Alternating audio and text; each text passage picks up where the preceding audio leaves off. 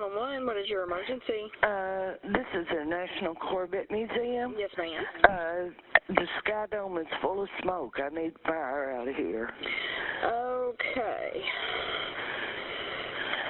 Do you see any flames or anything, or? No, but the floor has collapsed in the back area.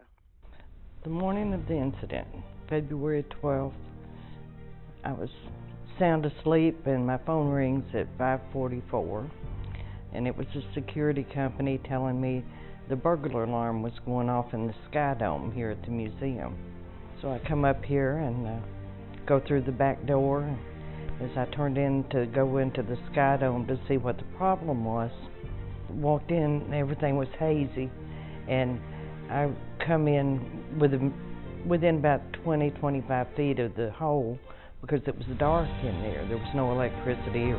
My main concern when I called the fire department or 911 was for the rest of the cars inside the museum. I knew there wasn't anything we could do about the cars that we had already lost, but how much bigger was that hole going to get?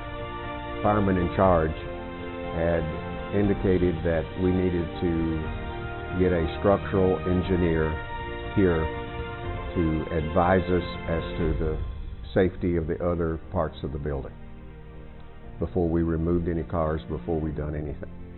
It was just absolutely astonishing to me, and still is today, the attention that this received from local, regional, national, and international media.